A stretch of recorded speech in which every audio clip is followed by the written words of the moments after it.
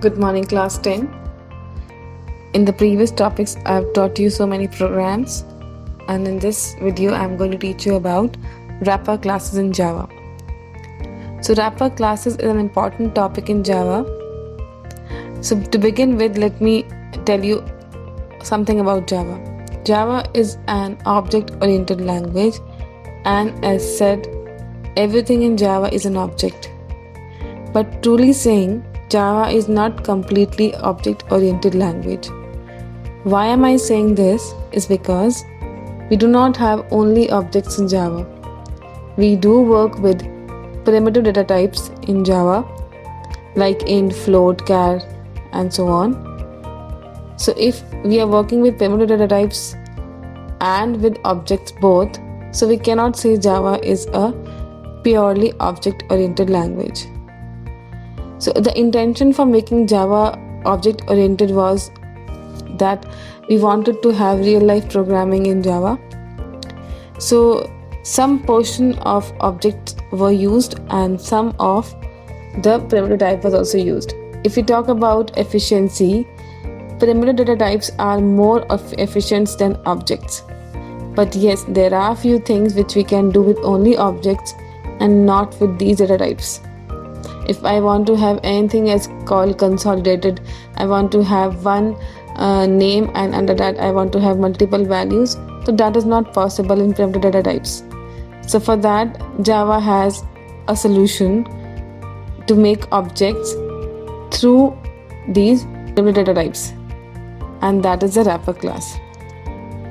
So as a solution to this problem, Java allows us to include the primitive in the family of objects by using what is called wrapper class. So before moving ahead, let me tell you what are wrapper classes. A wrapper class in Java is a type of class which contains primitive data types. When a wrapper class is created, a new field is created, and in that field we store primitive data types. Now it is also important that you should know that why do we need the wrapper class? And before that, wrapper class is a part of java.lang package, and java.lang package is a default package of Java. So we do not need to include anything special, we do not need to import anything special while making the wrapper class programs. So wrapper classes are a parts of this standard library. To be more specific, I should say a wrapper class wraps a value of primitive type into an object. The primitive data types are all in lowercase, and wrapper class's name's first letter is always capital. That I'm going to tell you in the next slides.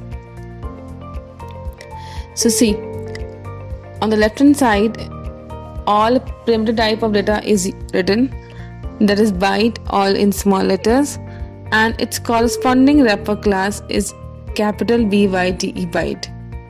Okay, so now you can clearly make out the difference between a wrapper class and its corresponding primitive type. The wrapper class wraps a value of primitive type into an object. In addition, this class also provides several methods for converting primary data type into the string as well as other constants. And these methods are useful when we deal with various functions. The wrapper class also provides us with various tools and methods, static methods, that we'll further learn in the video. The wrapper class is also has functions like how to convert a primitive to string and string back to primitive. The wrapper constructors create class object from primitive types. That also in the next slide I'm telling you. So before moving ahead, we must know why do we need a wrapper class.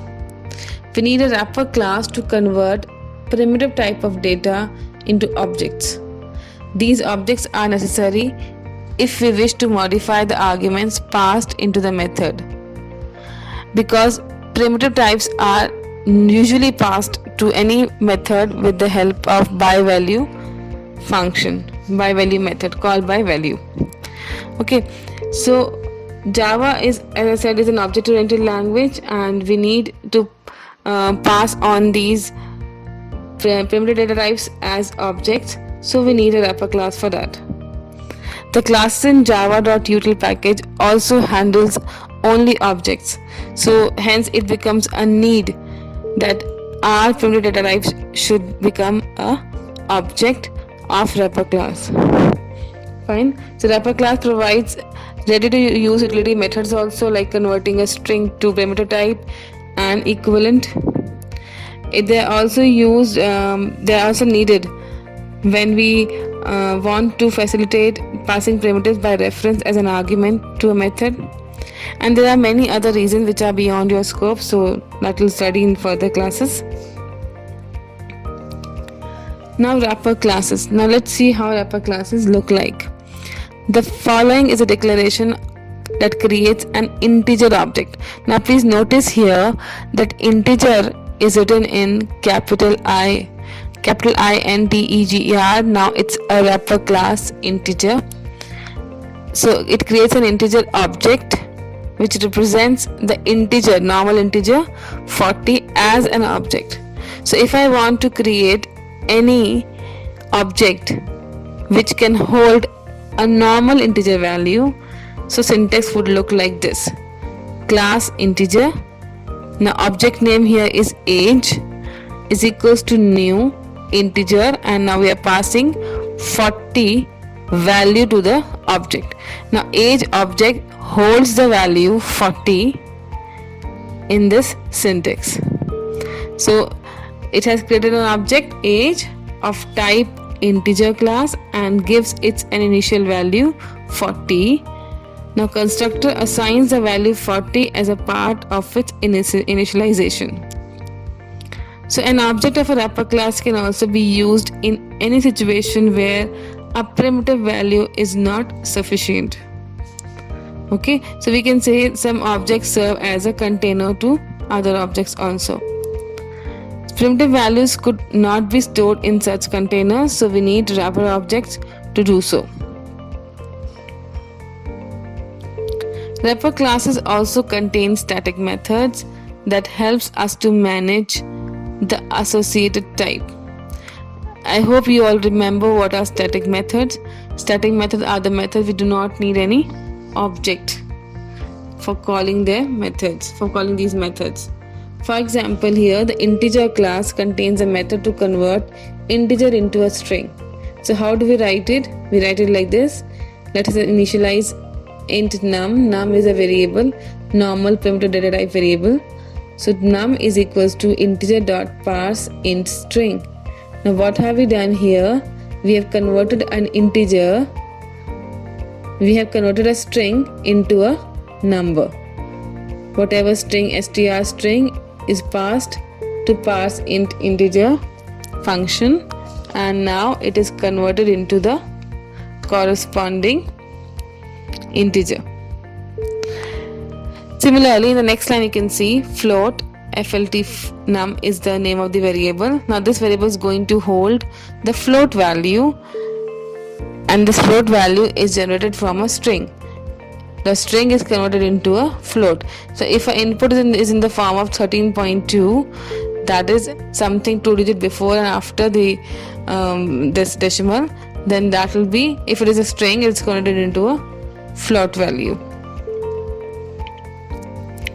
Now you must know the following things also before moving ahead on wrapper classes. Recognize that when you input data from a keyboard, suppose you enter 14 number 1414, so it is not a numeric 14 for a computer. It is 2 characters, number 1, that is one number itself, followed by 4. So here 1 and 4, these are 2 characters, I should say a string, and to use this as a number we need to convert them into an integer. Now this function, this process of converting a string into an integer is done by the compiler or computer itself. Okay, in the previous line code I have shown you how to convert a string into an integer. So we don't do it intentionally by ourselves. The scanner class does it for us when we use Java. So the wrapper class often contains these useful constants as well. There are few functions which are beyond your scope, like min value, max value, to hold the largest and the minimum value of the given. So this is they are also available, but they are beyond your scope. Okay, now very important term comes now, auto boxing. Now this auto boxing is a important segment of wrapper class. While converting primitive data type to the objects and object to primitive data type, we use these terms. So we all know that wrapper classes are object oriented form of primitive values. So when you encounter such situations when you have to convert a primitive value to object and object to primitive type, we have to deal with auto boxing and unboxing.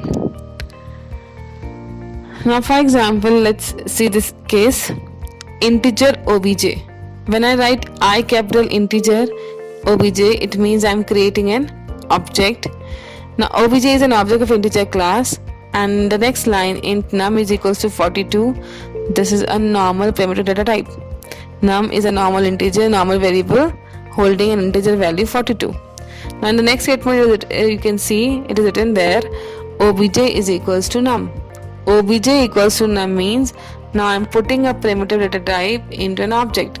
So what am I doing? I'm assigning a primitive value to a wrapper class object, and Java will automatically do it for you. It will wrap around or box around an object onto a primitive value, and this process is called auto boxing. The assignment creates the appropriate integer object. The reverse conversion, if I do it in a reverse case, if I convert an object into a primitive data type, that will be called unboxing, and that also occurs automatically. It means there is no intervention required by the user to do this process of auto boxing. Now let's see this example, the small code. So the class name here is auto boxing test. Then public static void main, a main function, a main method is created.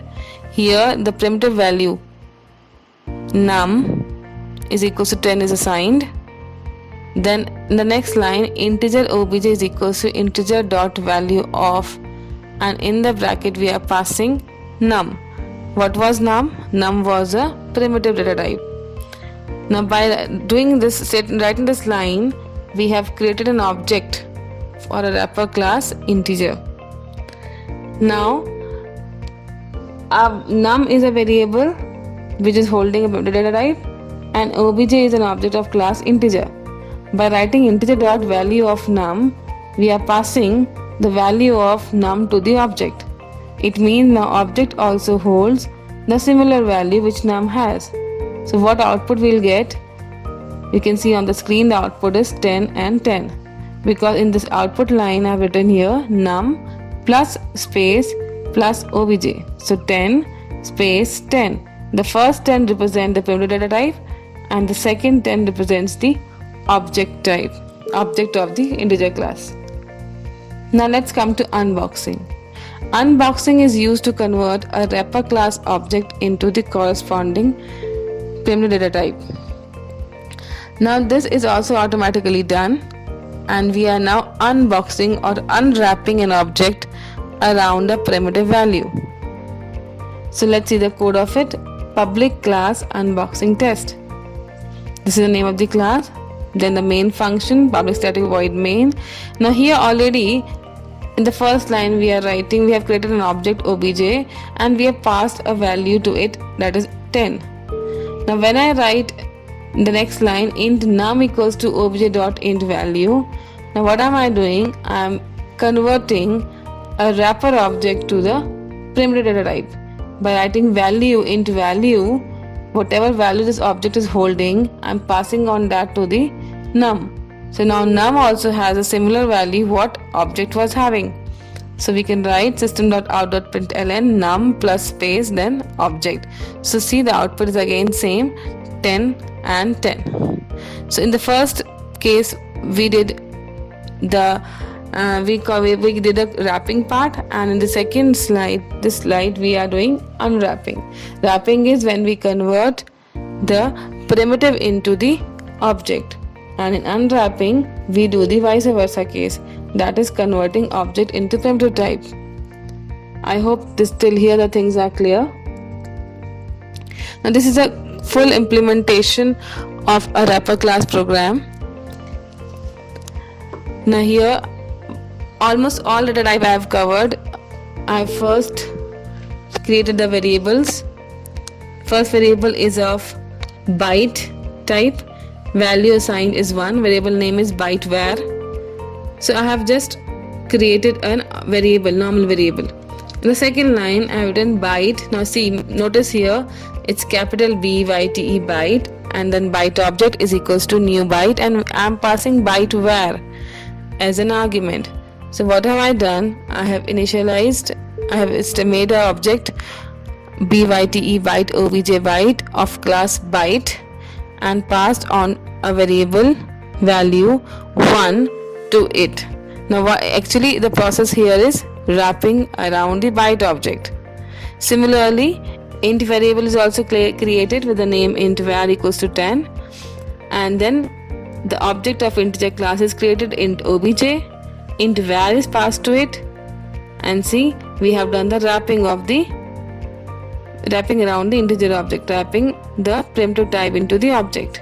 Similarly for the float var is the variable name and the value is 18.6. Now object of float class is created, float obj, and float var is passed to it. Same with double var is equals to 250.5. Now we have wrapped around a double object whose name is double obj and passed the value double var. Please note here the double var spelling is DOBLEVAR. It's not DOUBLE. Then character, char data type, and then the object of char is created in the next slide. Char obj is equals to char var. So of the value char var is passed to its object. We have not taken here string because string itself is a part of composite data type. String does not come under the category of primitive data types. Now we want to print all the values. Now what do you want to print? We are printing directly the objects. So you can see byte object byte obj and the output plus byte obj. So we are printing the objects directly. So all the objects, byte object, int object, float object, double object, and char object are printed.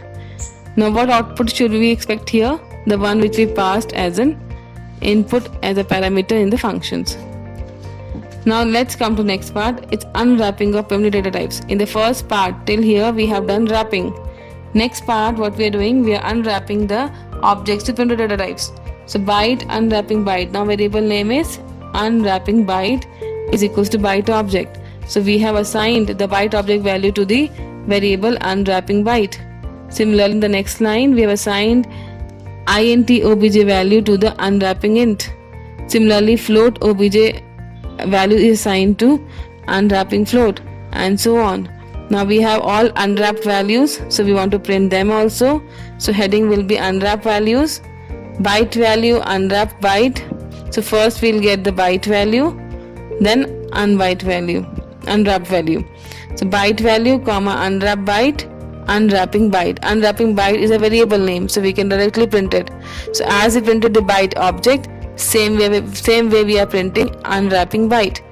As we printed int obj, same way we are printing unwrapping int, and so on. So after executing this code, the output expected will look like this. Byte obj byte is equals to 1, 10, 18.6 to 50.5 and a. I hope if you remember, this was the one which we have passed on the values. Okay.